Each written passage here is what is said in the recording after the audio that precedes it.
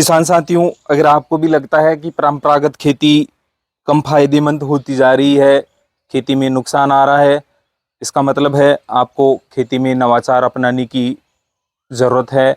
नवाचार अपनाने का अब अंतिम समय आ चुका है।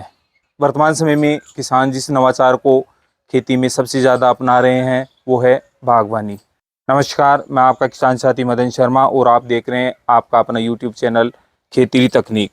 और आज खेती के नवाचारों में हम चर्चा करेंगे बागवानी पर कि किस प्रकार से किसान परंपरागत खेती के साथ साथ बागवानी को विकसित करके एक अच्छी और मुनाफेदार खेती कर सकते हैं और कृषि कार्य की जो लागत है उसको कम करते हुए मुनाफे को बढ़ा सकते हैं।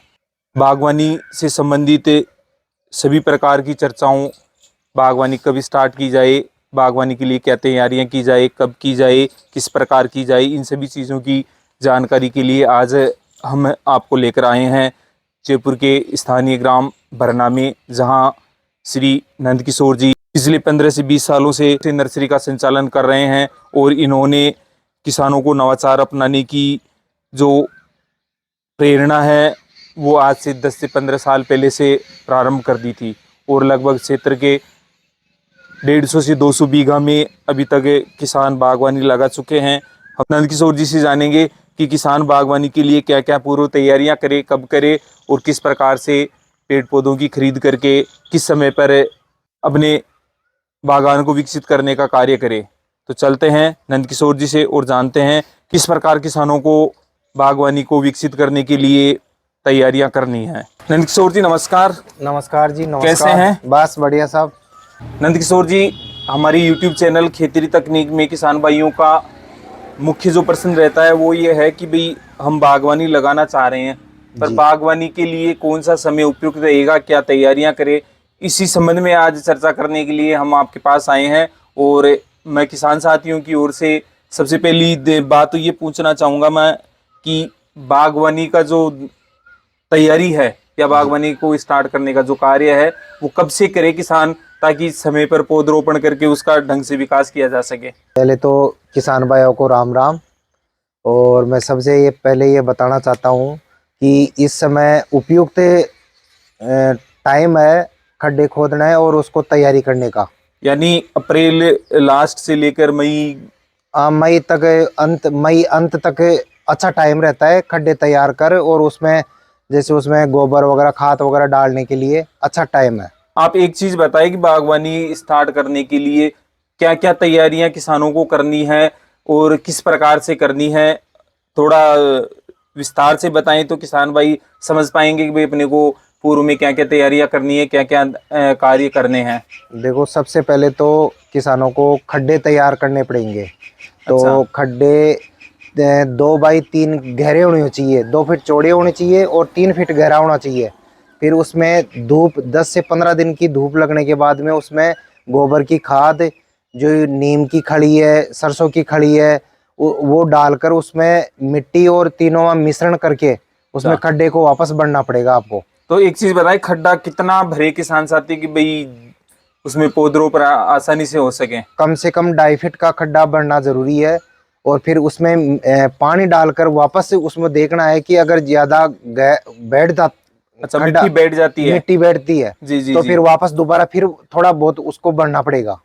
फिर उसमें दोबारा से पानी डालिए जी, ताकि वो मिट्टी सेट हो जाएगी पेड़ लगाने के बाद में नीचे न धसे पेड़। जी जी जी। अच्छा, एक चीज बताइए, जैसे आपने कह दिया भाई 2 फीट चौड़े और 3 फीट गहरे होने चाहिए खड्डे, इसके साथ साथ खड्डों में दूरी का भी कोई विशेष ध्यान रखा जाए जिससे कि अपनी जो परंपरागत खेती है, जो फसलें हैं वो भी उसमें आसानी से हो सके और पेड़ों में भी पर्याप्त दूरी रह सके। देखो, ऐसा है कि जो पौधों की दूरी है ना जी, वो कतार से कतार की भी 20 फीट रहती है। अच्छा। और पौधे से पौधे की भी 20 फीट रहती है। तो जी, उससे अपने पौधे तो लगेंगे ही, जी जी साथ में परंपरागत जो खेती करते आते आ रहे हैं जी जी, वो भी उसका भी लाभ ले सकेंगे अपन। अच्छा, उसमें कोई दिक्कत नहीं आएगी अपने को, जैसे कोई ट्रैक्टर वगैरह से बुआई वगैरह करने में या सफिशिएंट दूरी रह जाएगी। हाँ। अच्छा, एक चीज आपने बताई भाई जैविक खाद अगर तरीके से आप अपना फलोद्यान तैयार करना चाहते हैं, पेड़ तैयार करना चाहते हैं, तो आपने बताया कि भाई गोबर की खाद है, उर्वरक ये जो केचुए की खाद है, खली है, नीम की, सरसों की ये डालनी है।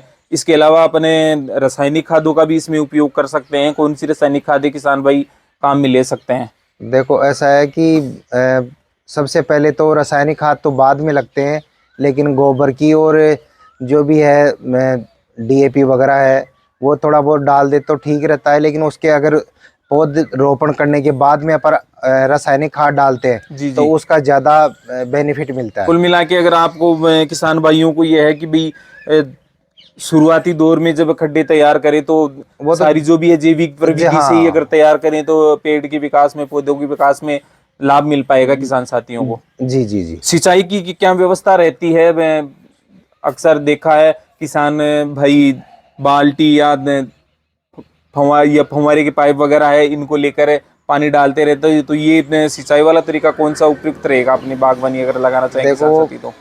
सबसे अच्छा तरीका तो बूंद बूंद सिंचाई वाला रहता है। और वैसे अपने थोड़े बहुत अगर लगाते हैं 10-20 लगाते हैं तो वो अपने हिसाब से किसी भी हिसाब से वो सिंचाई कर सकते हैं। लेकिन अपन जैसे एकड़ में लगा रहे हैं या हेक्टेयर में लगा रहे हैं जी तो जी। वो साधन सही नहीं है। तो इसका कोई विशेष फायदा रहेगा ड्रिप सिस्टम से? चलो ठीक है, अगर आपके पास पानी कम है तो ड्रिप सिस्टम से आप सफिशिएंट तरीके से सभी पौधों की सिंचाई कर पाएंगे। इसके अलावा इस ड्रिप इरिगेशन सिस्टम का और भी कोई फायदा है क्या, जिससे किसान कम देखो मेहनत में? ऐसा है कि किसान भाई उसमें अपन जैसे खाद है जो भी कीटनाशक है वो सीधे बूंद बूंद सिंचाई में सीधे पंप के द्वारा चढ़ाकर उसको सहायता ले सकता है उसकी। तो वो कम मेहनत में ज़्यादा फायदा हो सकता है अच्छा, उसको। ड्रिप इरिगेशन सिस्टम में किसान भाई किसी भी प्रकार की कीटनाशक, दीमक रोधी या किसी भी प्रकार का फर्टिलाइजर वगैरह अगर देना चाह रहे हैं तो ड्रिप इरिगेशन सिस्टम के माध्यम से सीधा पेड़ तक पहुंचा सकते हैं। बिल्कुल अगर आपके पास ज्यादा रकबे में आप फलोदान लगा रहे हैं तो प्रत्येक पौधे तक आपको फर्टिलाइजर लेकर जाने की जरूरत नहीं पड़ेगी। सीधे आप सिंचाई यंत्र के माध्यम से उसको प्रत्येक पौधे तक पहुंचा सकते पर्याप्त हैं। मात्रा में और बराबर इक्वल मात्रा में पहुंचा सकते हैं। नंदकिशोर जी, एक चीज बताइए, किसानों ने खड्डे तैयार कर लिए, उसमें खाद वगैरह डाल दी, इसका लगाने का सबसे उपयुक्त समय कौन सा रहेगा कि वे पौधे हैं वो समय से अच्छी ग्रोथ कर पाए? देखो ऐसा है कि सबसे अच्छा टाइम रहता है जो मानसून की पहली बरसात होती है, वो सबसे अच्छा समय है। उसमें अच्छी फुटानी भी होती है और लगाने का जो टाइम है वो भी अच्छा रहता है, क्योंकि पौधा जल्दी से जड़ पकड़ लेता है और सर्दियों में उसमें नुकसान होने की कम संभावना रहती है। जैसे अपने 20 जून से लेकर 31 जुलाई के बीच में अगर पौधे लगाते हैं जी जी। तो वो अच्छा समय है। उसके बाद में अपन जैसे जैसे लेट करेंगे उसको तो सर्दी उसको मतलब ग्रोथ में बाधक बनती है अच्छा, और पौधा मतलब बहुत कम विकसित होता है उससे। तो एक चीज बताइए, आपने कहा कि भाई मानसून की पहली बरसात यानी 20 जून से लेके जुलाई के प्रथम सप्ताह तक का आपने समय बताया। तो पौधों की खरीद की क्या स्थिति रहेगी? पौधों की खरीद किसान भाई पहले करे या लगभग सभी नर्सरियों पर ये उपलब्ध हो जाते हैं जिस भी समय खरीदना चाहें? नहीं, ये 15 जून के बाद में हर नर्सरी पे उपलब्ध रहते हैं। जी जी। किसान भाई जाए और ले आए। 2-4 दिन का जो समय लगता है वो तो लगेगा उसको। जी जी। और सभी उस समय सभी नर्सरियों पे पौधे अवेलेबल रहते हैं।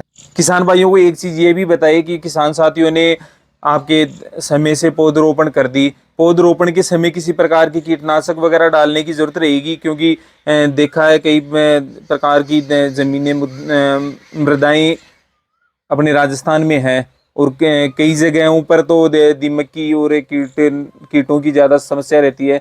तो क्या किसान भाई लगाने के साथ उसमें किसी प्रकार का कीटनाशक वगैरह डाल सकते हैं? देखो जैविक में तो ऐसा है कि अपना जैसे कोई नीम की खली डाल रहे हैं जी। तो उसको 6 महीने तक का कोई कीटनाशक देने की आवश्यकता ही नहीं है। अच्छा, नीम की खली अगर किसी में डाल दी अपन ने तो उसमें 6 महीने तक किसी प्रकार की कीटनाशक देने की जरूरत नहीं है, नहीं दीमक है। वगैरह से बिल्कुल मुक्त रहेगा। हाँ अच्छा, और फिर एक चीज बताइए, 6 महीने बाद फिर उसमें क्या किया जाए? दोबारा से नीम की खली डाली जाए या और कोई उसके लिए? अगर कोई रासायनिक देना चाहे तो उसके लिए वह कीटनाशक वो डालना पड़ेगा। और अगर आदमी जैविक के हिसाब से तैयार कराता है तो दोबारा उसमें वही नीम की खली डालनी पड़ेगी अच्छा, 6 आपको। महीने बाद नीम की खली को उसी प्रकार से मिट्टी में मिला के या उसकी गुजाई करके उसमें अगर डाल देंगे तो हाँ, उसका कीटनाशकों से। नीम का तेल भी आता है। अच्छा, अगर अच्छा। किसान भाई चाहे तो नीम का तेल भी डाल सकता है उसमें। जी जी। तो उसमें फिर वो 6 महीने तक दीमक उसके पास में नहीं आएगी। किसान भाइयों के पास नीम के पेड़ वगैरह रहते हैं, क्या पत्तियों को या इन जो नीम के प्रोडक्ट है उनको भी नीम खली की जगह या नीम तेल की जगह काम में लिया जा सकता है क्या? हाँ, वो खाद बनाकर उसको काम में ले सकते हैं, या तेल भी निकलवा कर, या जो भी है किसान भाई कर सके कि उसकी नीम की पत्तियों की खाद होती है उसको सड़ाना पड़ता है। जी जी। तो उस हिसाब से अगर किसान भाई करते हैं जी जी। तो सबसे ज्यादा फायदा मिलेगा उसको। अच्छा, एक तो उसकी खरीद, जो भी नीम की खली खरीद रहे हैं, नीम का तेल खरीद रहे हैं, उसकी लागत से छुटकारा मिल जाएगा और सीधा अपना जो भी खेत का प्रोडक्ट है उसको वो आप आसानी से काम में ले सकते हैं। जी। अच्छा, किसान भाइयों को और कोई मैसेज देना चाहेंगे बागवानी की तैयारी से के संबंध में? ऐसा है कि अगर किसान भाई सरकार द्वारा अनुदान लेना चाहते हैं जी जी। तो अभी अपने जो भी नज़दीकी ई मित्र वाला है जी जी। उसके पास में जाएं और आवेदन कर दें। तो आवेदन आपका मंजूर होने के बाद में ही आपको अनुमति मिलेगी, भाई आपको वो सरकार द्वारा अनुदान मिल सकता है। जी जी। उसके बाद में आप पौधे खरीद पाओगे जी जी। और लगा पाओगे। किसान भाइयों, नंद किशोर जी कहना चाह रहे हैं, अगर आप राजस्थान सरकार की बागवानी अनुदान योजना का लाभ लेना चाह रहे हैं तो अभी ई मित्र के माध्यम से आप जो भी आवश्यक डॉक्यूमेंट्स है जिसके बारे में हमने लिंक में दिए गए वीडियो में पूरी जानकारी दे दी है, लेकर ई मित्र पर जाएं और तुरंत आवेदन कर दें, क्योंकि जब उद्यान विभाग द्वारा प्रशासनिक स्वीकृति दी जाएगी तभी आप उस कार्य को आगे बढ़ा पाएंगे। इसलिए अगर आप भी बागवानी अनुदान योजना का लाभ लेना चाह रहे हैं तो आज ही आवेदन करें, ताकि नंदकिशोर जी के बताए समय अनुसार आप सभी तैयारियां पूर्ण कर सके और समय से अपने खेत में बागवानी के कार्य को निपटा सके। बागवानी से संबंधित किसी भी प्रकार का अगर आपका कोई प्रश्न हो तो कमेंट बॉक्स में ज़रूर लिखें। साथ ही साथ अगर किसी भी प्रकार की पौध खरीद से संबंधित या बागवानी स्थापना से संबंधित आपका प्रश्न है, आप कोई जानकारी लेना चाह रहे हैं, तो डिस्क्रिप्शन बॉक्स में अपने नंदकिशोर जी के कॉन्टैक्ट नंबर दे रखे हैं, आप उन पर संपर्क कर सकते हैं। नंदकिशोर जी सुबह 7 से 9 और शाम को 6 से 8 बजे के बीच में आपको बागवानी संबंधी सभी प्रकार की सलाह एवं जानकारी देने के लिए उपलब्ध हैं। अगर वीडियो पसंद आया हो तो लाइक और शेयर करना न भूलें। साथ ही साथ अगर चैनल पे नए हैं तो चैनल को सब्सक्राइब कर ले एवं बेल आइकन दबा ले, ताकि बागवानी के साथ साथ कृषि से संबंधित सभी प्रकार के नवाचारों, पशुपालन से संबंधित सभी प्रकार की जानकारियां सबसे पहले पहुंचे आप तक।